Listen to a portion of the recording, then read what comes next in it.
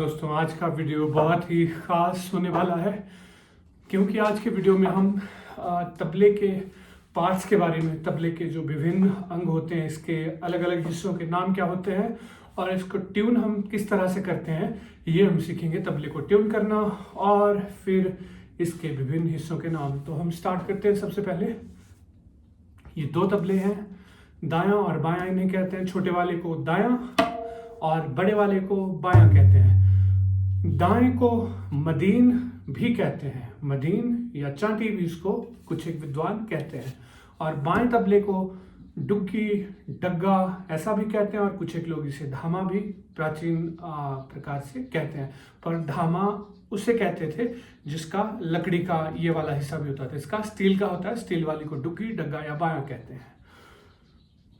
तो ये दायां बायां दोनों को मिला करके तबला नाम से पुकारते हैं। और अब दाएं तबले के बारे में हम बात करेंगे।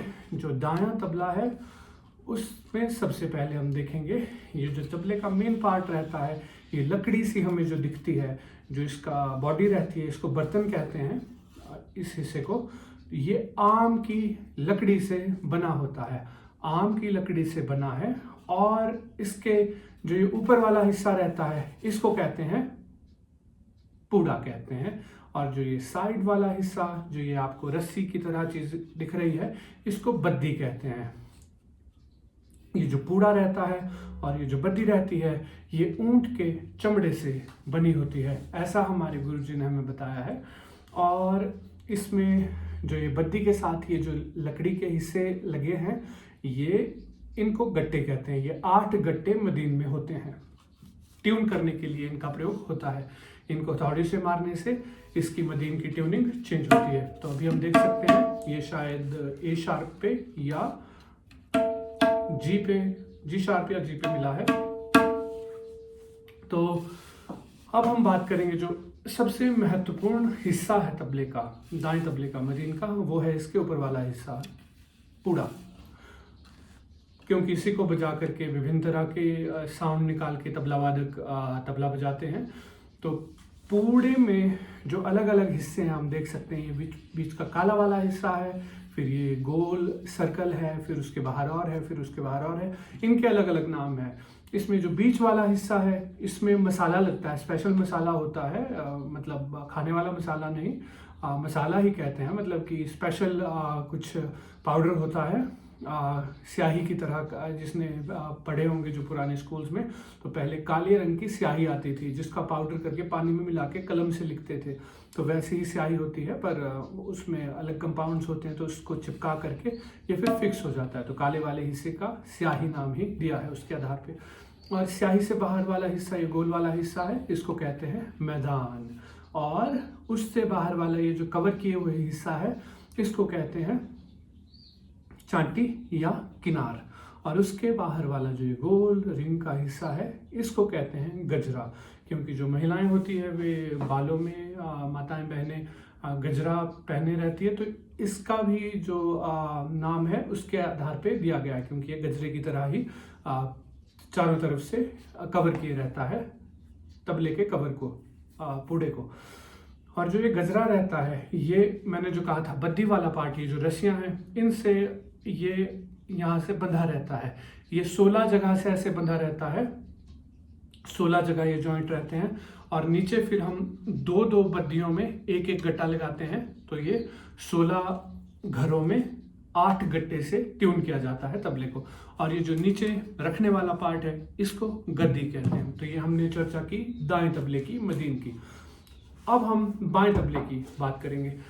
जो बायां तबला है वो दाएं तबले से इसमें जो सबसे बड़ा डिफरेंस है, मेन डिफरेंस तो साउंड का है। इसमें जो साउंड होता है वो ये, मतलब कि इसमें आंस का साउंड है। ये मतलब कि गूंजने वाला साउंड निकलता है, एको करने वाला साउंड इससे निकलता है। ये तीव्र ध्वनि दाहिने तबले से निकलती है। और जो बायां तबला है, इससे ये गमक की आवाज आती है। गमक की आवाज आप सुनेंगे, बेस की आवाज इससे आती है। और दूसरा सबसे बड़ा डिफरेंस है आकार का। ये बायां तबला दाएं तबले से अपेक्षाकृत दुगना बड़ा होता है, आप देख सकते हैं। और तीसरा सबसे बड़ा डिफरेंस है, इसका जो बॉडी पार्ट है ये लकड़ी का होता है, ये मेटल का होता है। मेटल में से या तो पीतल या फिर तांबा और या फिर स्टील। तांबे का थोड़ा महंगा होता है, पीतल का उससे थोड़ा सस्ता होता है और स्टील का सबसे सस्ता होता है। तो ये 3 प्रकार से होते हैं इसके बॉडी पार्ट। और फिर ये भी भीतर से खोखला होता है और ये आम का भी भीतर से खोखला किया होता है, मशीन से या हाथ के द्वारा कारीगरी से खोखला करते हैं, और ये तो मशीन से ही बिल्ड होता है। और दायां तबला भी ऊपर से कूड़े से कवर रहता है, आप देख सकते हैं। और इसमें भी ऐसे बीच का जो हिस्सा है इसको स्याही कहते हैं। इसमें डिफरेंस हम देखेंगे ये कि जो दायां तबला है उसकी स्याही बिल्कुल सेंटर में रहती है और बाएं तबले की सेंटर में नहीं रहती, ये थोड़ी सी साइड में जाके होती है। ये बेस के लिए और हाथ रखने के लिए इस प्रकार इसका निर्माण किया जाता है। तो बीच वाला पार्ट काला वाला है स्याही, उससे बाहर वाला मैदान, उससे बाहर वाला ये हो गया किनार का पार्ट, और फिर गजरा। और इसमें भी गजरा मतलब बद्दी से 16 घरों पे बंधा होता है, जिससे कि इसको ट्यून करके इसकी पिच को हाई या लो किया जाता है।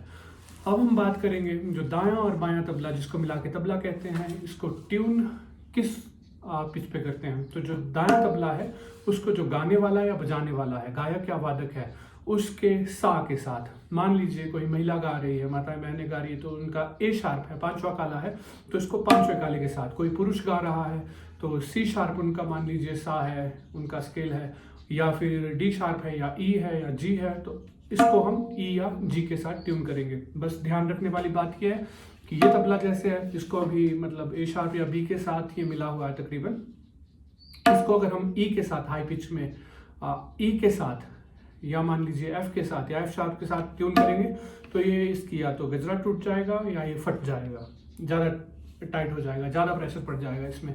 तो इसमें रूल ऑफ थंब ये है कि अगर हमें हाई पिच वाला तबला लेना है तो छोटे आकार का लेना, और अगर हमें लो पिच वाला तो जितना मतलब ये 5 इंच का होता है, 5.5 इंच का, 5.25 इंच का, 5.25 इंच का, 6 इंच का, 6.25 इंच का भी होता है, 6.5 इंच का भी, 6.25 इंच तक, फिर उससे ज़्यादा तो बहुत बड़ा हो जाएगा।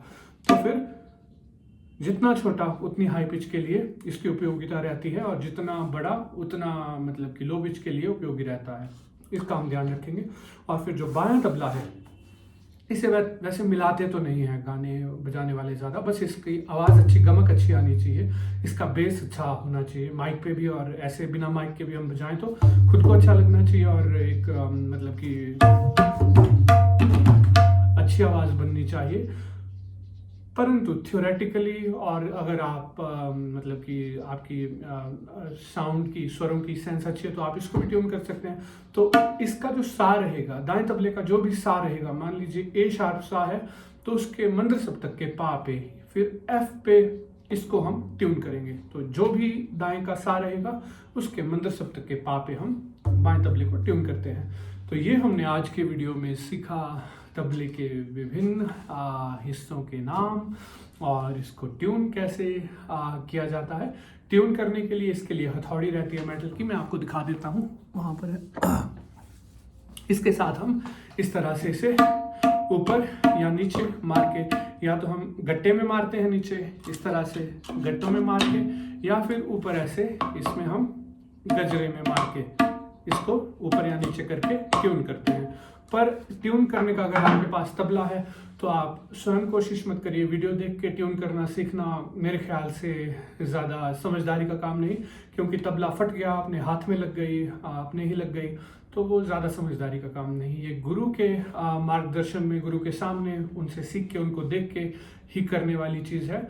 तो आप कुछ बार गुरु जी के सामने बैठ करके ट्यून करना सीखेंगे तो बहुत अच्छा रहेगा। तो आप घर पे भी फिर 2-4 बार करके ट्यून करने योग्य हो जाएंगे।